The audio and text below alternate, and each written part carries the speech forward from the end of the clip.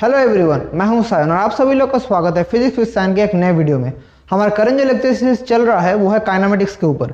इसके ऊपर ऑलरेडी एक वीडियो आ चुका है जो इंट्रोडक्टरी लेक्चर था। मैं आप लोगों को हाईली सजेस्ट करूंगा ये वाला देखने से पहले मेरा लेक्चर नंबर 1 देख के आइए। कैसे मिलेगा? यूट्यूब में जाकर सर्च कीजिएगा physics with Sayan kinematics lecture number 1 आ जाएगा।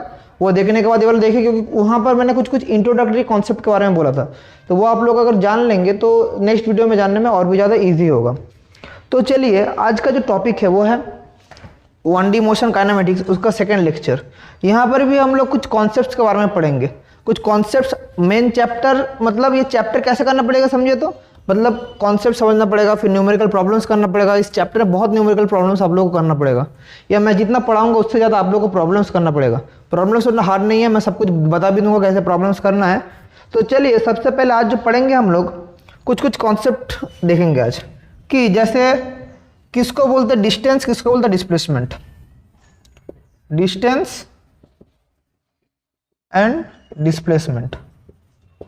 तो डिस्टेंस और डिस्प्लेसमेंट में मैं बोल रहा हूँ, आप लोग इतने दिन से कुछ बच्चों का हाईली नॉलेज होगा, उन लोग को पता है डिस्टेंस डिस्प्लेसमेंट में डिफरेंस। लेकिन बहुत सारे बच्चे हैं जो अभी भी सोचते हैं डिस्टेंस और डिस्प्लेसमेंट सेम चीज़ है। तो मैं आप लोगों को बोलता हूँ कि देखिए क्या क्या अलग है इसमें।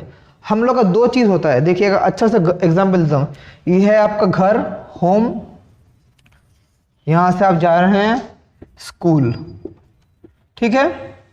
तो कौन कौन सा पाथ से आप लोग जा पाएंगे? एक डायरेक्टली घर से स्कूल, एक घर से निकल के ऐसे करके जा सकते हैं, और कुछ बदमाश बच्चे होते हैं घर से निकलते हैं कहीं पर घूमने जाते हैं, इधर टहल के इधर करते करके घूम के फिर स्कूल जाके पहुंचते हैं। तो तीनों में ही ये पाथ नंबर 1 है, पाथ नंबर 2 है, पाथ नंबर 3 है। तीनों में ही हम लोग का घर से निकल के कहाँ जाता है? स्कूल में जाता है। तीनों में हम लोग का कॉमन डेस्टिनेशन क्या है? स्कूल हम लोग का कॉमन डेस्टिनेशन है। लेकिन जो हम लोग कोई बच्चा अगर पूछेगा, अगर टीचर आप लोग स्कूल गए, टीचर बच्चे को पूछता है कि कितना डिस्टेंस कवर करके है, तो बच्चा इंडिविजुअल अपना डिस्टेंस बोलेगा। लेकिन अगर टीचर पूछे डिस्प्लेसमेंट कितना हुआ तुम्हारा घर से, तो उसका जो आंसर होगा वो है the shortest distance between initial position and final position. So this is the initial position, home, कहाँ पर जा रहा है? स्कूल। तो जो शॉर्टेस्ट डिस्टेंस है उसको हम लोग क्या बोलते हैं? डिस्प्लेसमेंट। और एनी डिस्टेंस को हम लोग क्या बोलते हैं? डिस्टेंस। तो इसका मैं और एक अच्छा से, तो इधर शॉर्टेस्ट डिस्टेंस क्या है? नंबर 2, यह शॉर्टेस्ट डिस्टेंस। अभी अब मैं आप लोगों को समझा रहा हूँ, देखिए। सो इधर जो कॉन्सेप्ट आ रहा है, एक कॉन्सेप्ट वेक्टर का कॉन्सेप्ट। वेक्टर आप लोगों का चैप्टर भी है क्लास 11 का, वो मैं समझाऊंगा। तो सबसे पहले से एक नाम जान के रखिए, वेक्टर यूनिट और स्केलर यूनिट। ये दोनों नाम जान के रखिए। वेक्टर यूनिट क्या है, स्केलर यूनिट क्या है? वेक्टर मतलब anything that has both magnitude and direction. अगर मैग्नीट्यूड और डायरेक्शन दोनों रहा तो हम उसको बोलेंगे वेक्टर क्वांटिटी। और स्केलर क्वांटिटी किसको करेंगे? Only has magnitude. अगर किसी चीज का सिर्फ और सिर्फ मैग्नीट्यूड रहेगा तब उसको स्केलर बोलेंगे, और अगर मैग्नीट्यूड एंड डायरेक्शन दोनों चीज रहेगा तब हम उसको बोलेंगे वेक्टर क्वांटिटी। अब ये चीज क्या है समझिए। मैग्नीट्यूड डायरेक्शन क्या है? जो मेरा घर से मैं स्कूल जा रहा था, ये होम टू स्कूल, तो ये शॉर्टेस्ट रूट देखिए ये वाला। तो इधर मेरा डायरेक्शन का बात आ गया ना, शॉर्टेस्ट रूट लेना पड़ रहा है, तो ये एक वेक्टर क्वांटिटी है। मतलब कोई भी चीज जिसका मैग्नीट्यूड है, मतलब एक वैल्यू है, और उसका डायरेक्शन है, उसको हम लोग कहते हैं वेक्टर क्वांटिटी। और जिसका सिर्फ मैग्नीट्यूड है, सिर्फ एक वैल्यू है, कोई डायरेक्शन है, जिसे भी पाथ से ले सकते हैं, वो है स्केलर क्वांटिटी। ये वेक्टर और स्केलर के ऊपर अलग से मेरा वीडियो सीरीज भी आएगा। आप लोगों का क्लास 11 का एक चैप्टर भी है वेक्टर एनालिसिस। वेक्टर के ऊपर आप लोगों को पढ़ना पड़ेगा बहुत कुछ, वो मैं पढ़ाऊंगा आप लोगों को। बहुत ही इंटरेस्टिंग टॉपिक है। तो पहले सिर्फ थोड़ा नाम जान के रखिए, what is vector, what is scalar, सिर्फ नाम जान के रखिए। बाद में मैं जब मेन चैप्टर के अंदर घुसूंगा तब आप लोगों को और भी अच्छे से समझ में आएगा। तो डिस्टेंस और डिस्प्लेसमेंट में क्या डिफरेंस है? Distance is a scalar quantity, it is a scalar quantity, and displacement is a vector quantity. दोनों के बीच में डिफरेंस क्या है? It is a scalar quantity, it is a vector quantity. अब वेक्टर क्वांटिटी मतलब देखिए, डिस्टेंस का क्या हुआ? Any path. मतलब मैं घर से स्कूल जा रहा था, और सोचिए आप ट्यूशन से घर आ रहे हैं, किसी भी पाथ से आप लोग आ रहे हैं, कोई फर्क नहीं पड़ता, आप लोग का डिस्टेंस सही है। लेकिन डिस्प्लेसमेंट क्या है? कौन सा distance? Shortest distance between 2 point. तो अगर मैं एक अलग सर्कुलर पाथ में ट्रैवल करूं, तो मेरा जो इनिशियल पोजीशन पॉइंट है, इधर ही अगर मेरा मीट हो रहा है, देखिए यहाँ से शुरू हुआ फिर इधर आया, तो अकॉर्डिंग टू डिस्प्लेसमेंट रूल अगर मेरे यहाँ से पोजीशन शुरू हुआ, फिर पार्टिकल का डिस्प्लेसमेंट हुआ, फिर अगर उधर आकर रुक गया, तो क्या हुआ? उसका इनिशियल पॉइंट और फाइनल पॉइंट कोइंसाइड कर रहा है। तो उसका नेट डिस्प्लेसमेंट कितना होगा, उसका नेट डिस्प्लेसमेंट कितना होगा, ये होगा 0, नेट डिस्प्लेसमेंट होगा 0। लेकिन डिस्टेंस कितना कवर करेगा, डिस्टेंस कितना कवर करेगा, बहुत ही मजे का बात है, ये होगा अगर ये पाथ का रेडियस है r तो डिस्टेंस कवर करेगा 2πr। समझ पा रहे हैं, ये है कुछ बेसिक कॉन्सेप्ट्स डिस्टेंस और displacement. Similar things happens with velocity and speed, similar things happen with velocity and speed. Velocity और स्पीड का क्या बात है, वेलोसिटी और स्पीड दोनों के बीच में क्या डिफरेंस है, velocity is a vector quantity मतलब depends on direction, speed is a scalar quantity.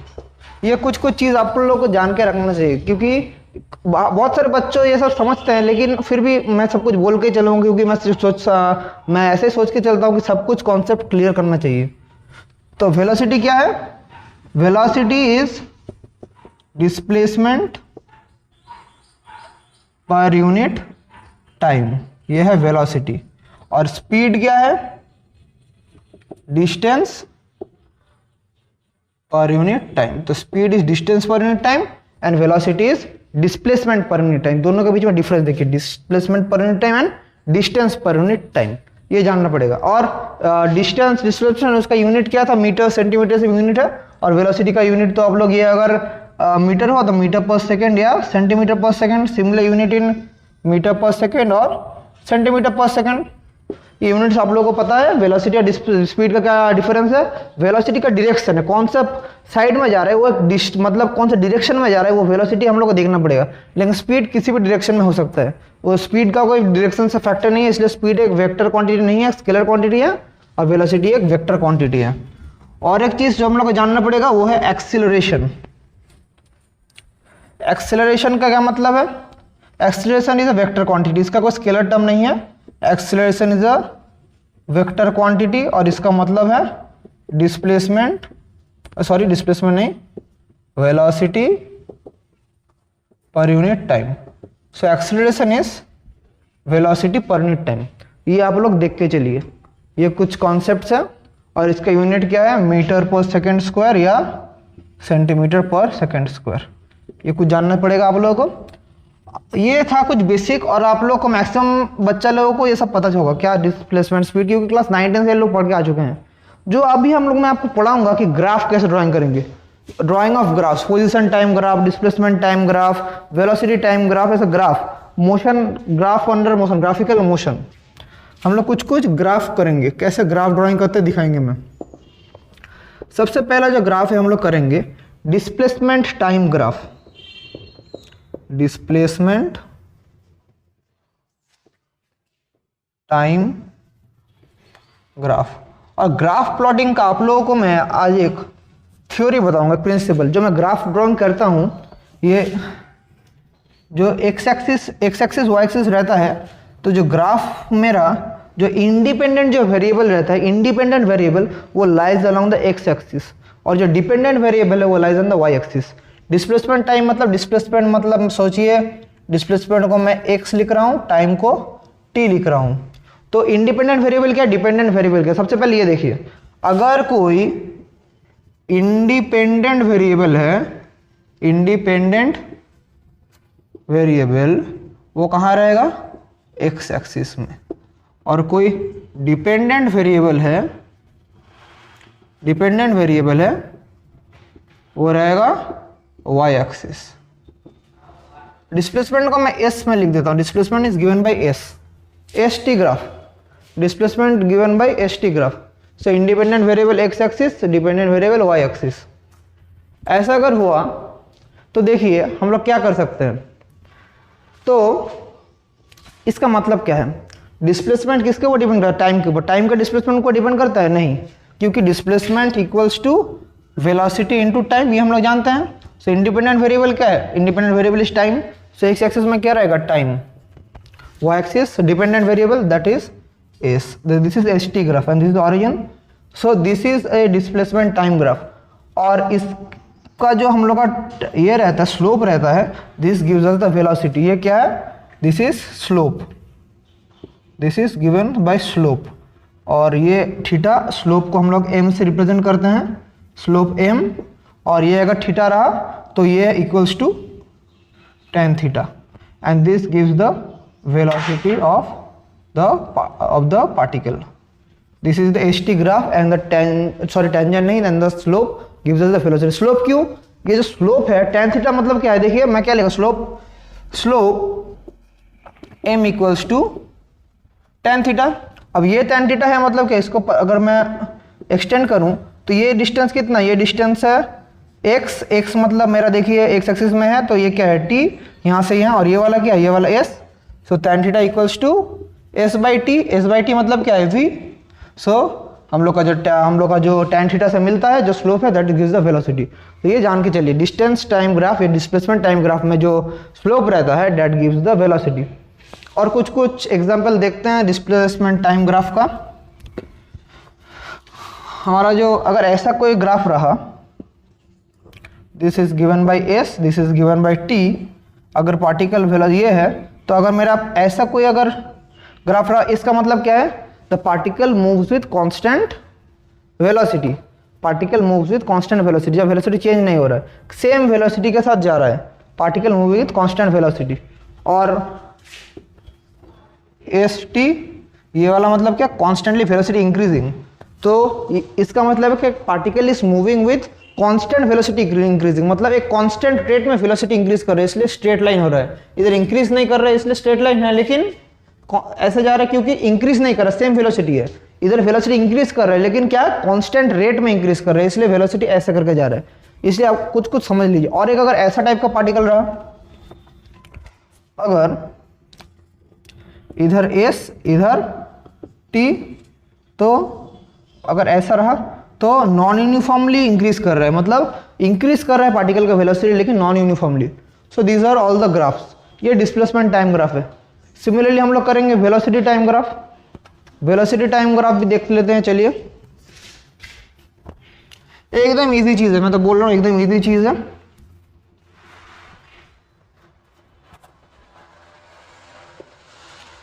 ये क्या है, velocity time graph. Velocity time graph, तो velocity time graph vt graph. तो डिपेंडेंट वेरिएबल कौन सा है, टाइम, और सॉरी इंडिपेंडेंट वेरिएबल कौन सा है, टाइम. वो कहाँ रहेगा, x एक्सिस में, और डिपेंडेंट वेरिएबल कहाँ रहेगा, y एक्सिस में, that is this is given by velocity. और इसका जो मेरा स्लोप है या m equals to tan theta, ये क्या देता है, ये देता है एक्सीलरेशन. ये देता है acceleration of particle. This gives the acceleration. तो कैसे एक्सीलरेशन देता है, m equals to tan theta equals to y by X. तो ये क्या है, इसको मैं अगर एक्सटेंड करूं, ये वाला है मेरा t और ये वाला v. So v divided by t, that is acceleration. So मेरा जो यहाँ से स्लोप निकल रहा है, slope gives the acceleration of the particle, gives the acceleration of the particle. So the slope of vt graph gives acceleration of the particle.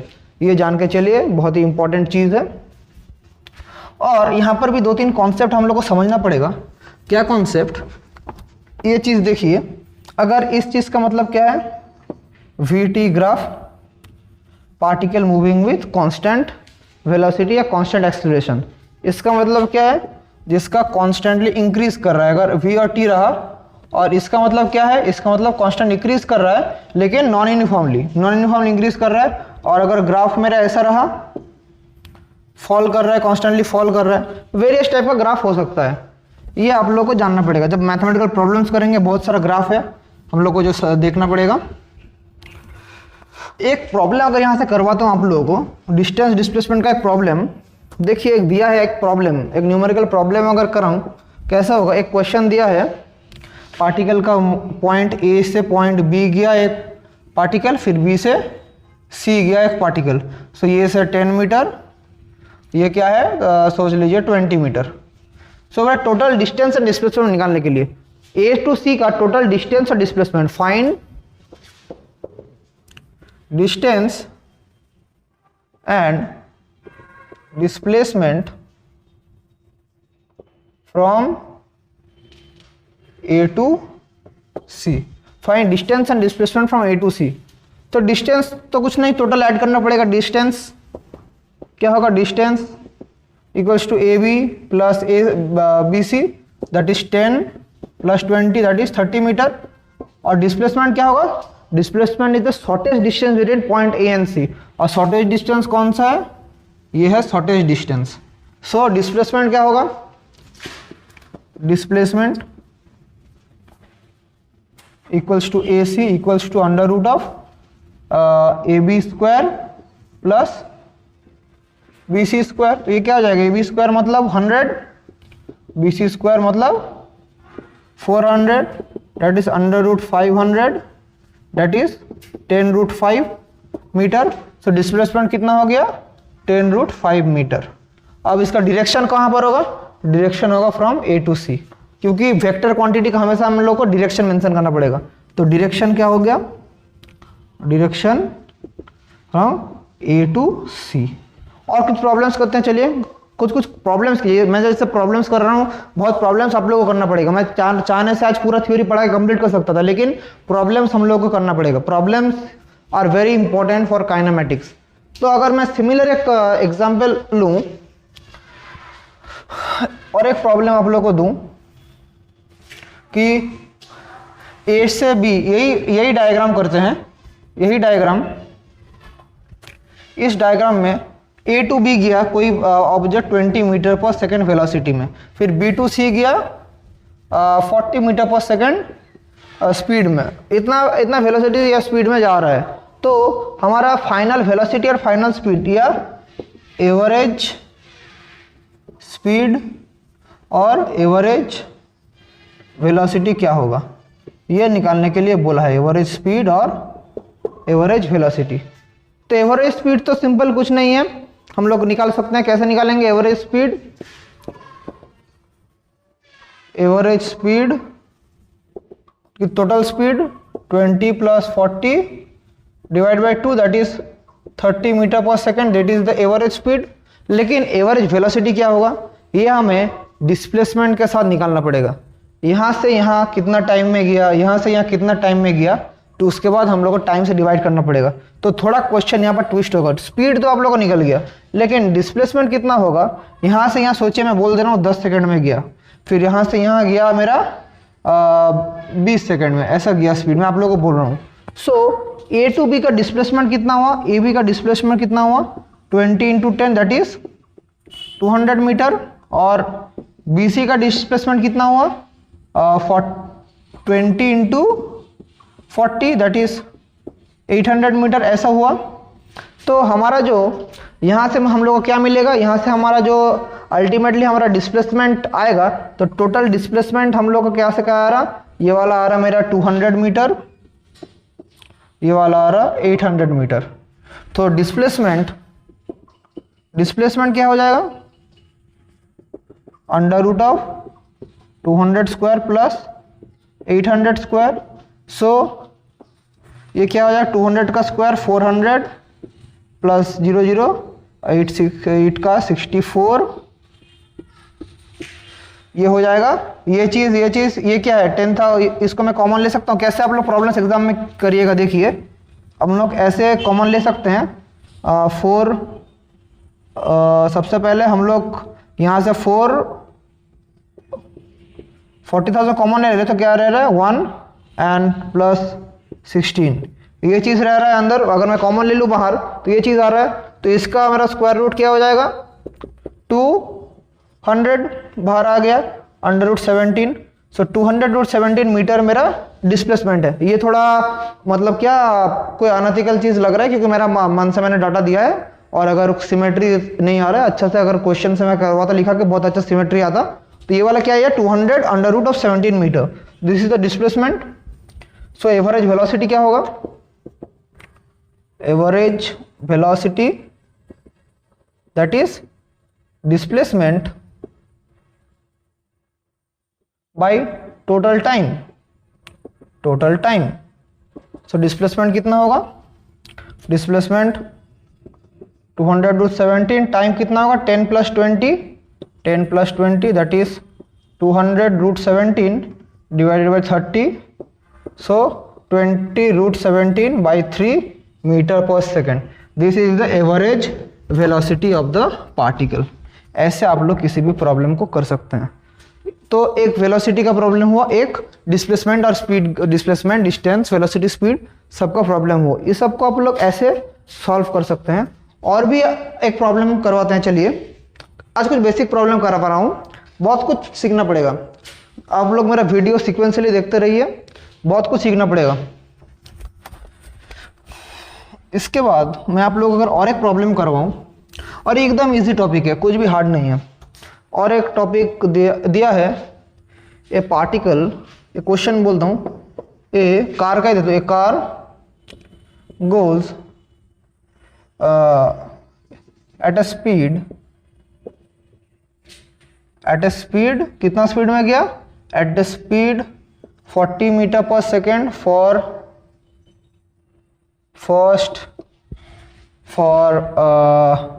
first 40 seconds, and then